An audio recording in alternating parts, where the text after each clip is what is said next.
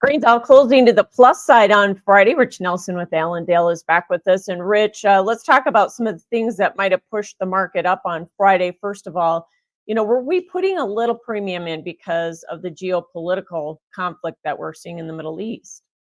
We could argue some of that here. Now, keep in mind for the week as a whole, we're still going to end lower here for this corn market, but like you mentioned, a little better change of expectations here for the Friday discussion. You can argue some outside market issues, like you mentioned, maybe a little rain delay here for next week's planting.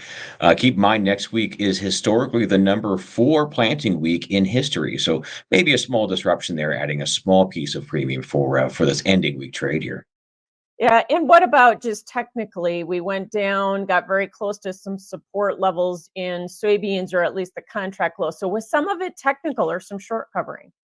And you got to say something like that here. Maybe not too much on the corn side here, but maybe for soybeans, like you mentioned here, we came within 6 cents of those prior major contract lows. So maybe some of the chart-based issues, you can argue a small piece of support there.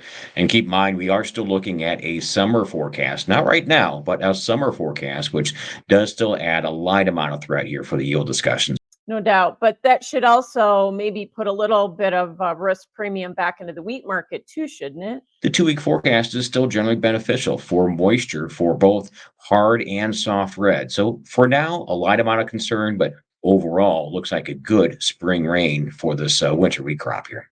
And as we start a new week, what do you think? Can we continue to see a rally or not in the grains? I would say, at least for the very short term, maybe stabilization is our best hope right now. I know our recent concern about the corn side with export sales, that's been in place for soybeans for quite some time.